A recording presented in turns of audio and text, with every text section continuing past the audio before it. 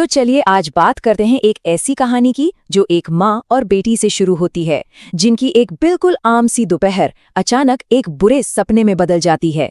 ये कहानी दिखाती है कि कैसे पावर का एक छोटा सा नशा इंसाफ के लिए एक बहुत बड़ी लड़ाई को जन्म दे सकता है। और बस यही सवाल हमें इस कहानी की गहराई में ले जाता है। हम देखेंगे कि आखिर होता क्या है जब एक सैनिक का स्वाभिमान और एक पुलिस वाले की अकड़ आमने सामने आ जाती है। कहानी की शुरुआत होती है एक बिल्कुल मामूली से दिन से।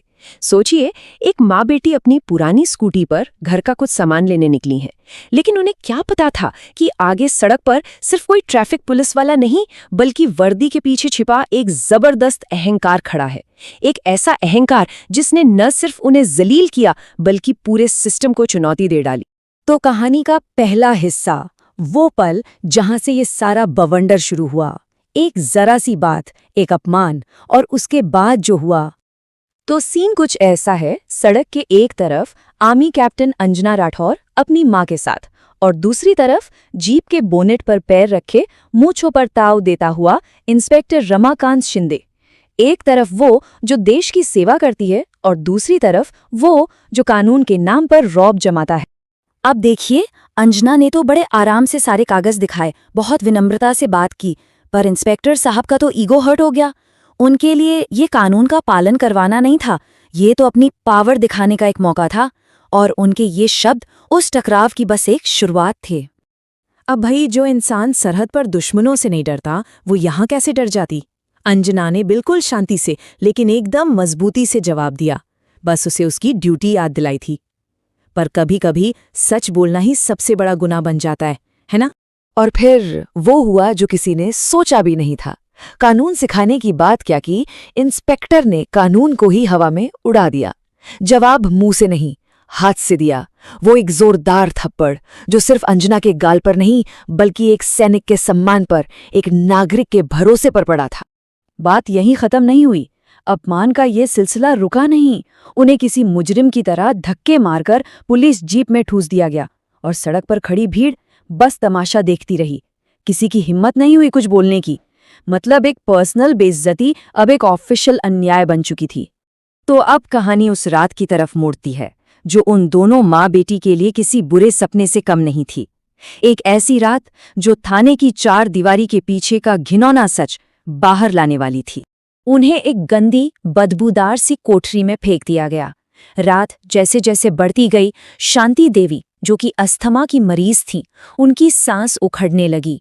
अंजना दरवाजा पीटती रहीं, मदद के लिए चीखती रहीं, लेकिन उसकी आवाज सुनने वाला वहां कोई नहीं था। और जब अंजना ने अपनी माँ की जान के लिए डॉक्टर की भीख मांगी, तो जानते हैं जवाब क्या मिला? जवाब मिला, हम मुजरिमों के लिए डॉक्टर नहीं बुलाते, मर गए तो एक गिनती कम। सोचिए, ये शब्द, ये सिर्फ लापरवाही नहीं थी, ये तो सरासर इंसानियत का कत्ल था। लेकिन थाने के अंदर बैठे उन पुलिस वालों को जरा भी अंदाजा नहीं था कि बाहर एक ऐसा तूफान तैयार हो रहा है जो उनकी पूरी दुनिया हिलाने वाला था। कहानी में ट्विस्ट तब आता है जब एक बहन तक अपनी बहन और माँ की बेइज्जती की खबर पहुंचती है। याद है वो भीड़ जो तमाशा देख रही थी?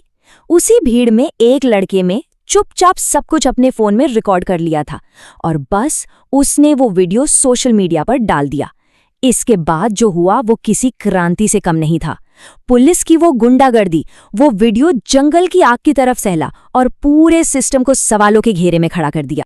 और ये वीडियो वायरल होते होते जानते हैं किसके पास पहुंचा? उस शहर की डिस्ट्रिक्ट मजिस्ट्रेट यानी डीएम कनिका राठौर के पास। और कनिका राठौर कौन थी? वो थी अंजना की बड़ी बहन। जब उन्होंने अपनी फौजी बहन को थप्पड़ खाते देखा, अपनी माँ को सड़क पर बेबस देखा, तो एक पल के लिए उनके अंदर की डीएम नहीं बल्कि एक बेटी, एक बहन तड़प उठी। बस उसी एक पल में सब कुछ बदल गया। कनिका की आंखों के आंसू मानो जम से गए। उनका पर्सनल दर्द एक डीएम के ठंडे फौलादी गुस्से में बदल गया। अब ये लड़ाई एक परिवार की नहीं थी, अब ये लड़ाई एक डीएम की थी, और वो अपने पद की असली ताकत दिखाने वाली थी। और यहीं से शुरू होता है डीएम का असली युद्ध। एक ऐसा युद्ध जो सिर्फ एक इंस्पेक्टर के खिलाफ नहीं था, बल्कि उस पूरे सड़े हुए सिस्टम के खिलाफ था, जो ऐसे लोगों को हिम्मत देता है। तो जब बड़े बड़े पुलिस अफसर दौड़ते भागते माफी मांगने हॉस्पिटल पहुंचे तो कनिका ने उन्हें एक ऐसा जवाब दिया जो वो कभी नहीं भूलेंगे। उन्होंने साफ साफ कहा, ये कोई भूल नहीं, ये गुनाह है। और अगर आपका सिस्टम पहचान देकर इज्जत देता है तो ये सिस्टम नहीं, ये गुलामी है। उन्होंने अपने परिवार के अपमान को एक बहुत बड़े बदलाव का हथियार बना लिया। एक प्रेस कॉन्फ्रेंस बुलाई और ऐलान कर दिया कि उनकी लड़ाई सिर्फ उन 4 पुलिस वालों से नहीं, बल्कि उस पूरी घटिया सोच से है जो थानों में आम आदमी को कीड़े मकोड़े समझती है। और ये सिर्फ खोखली बातें नहीं थी, एक्शन तुरंत लिया गया। 3 बड़े सुधारों का ऐलान हुआ। नंबर 1, हर थाने की शिकायतें अब पब्लिक होंगी, कुछ भी छुपाया नहीं जाएगा। नंबर 2, हर 15 दिन में वो खुद थाने में जन सुनवाई करेंगी। और नंबर 3, सारे थानों के सीसीटीवी कैमरे सीधे डीएम ऑफिस से कनेक्ट होंगे। मतलब अब पुलिस की हर हरकत पर सीधी नजर।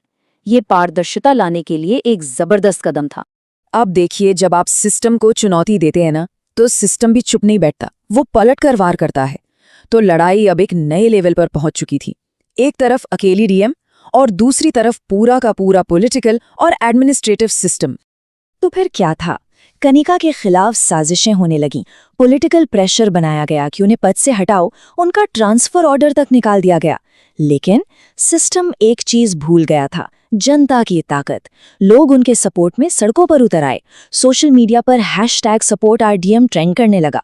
अब ये लड़ाई डीएम वर्सेस सिस्टम नहीं, बल्कि जनता वर्सेस सिस्टम बन गई थी।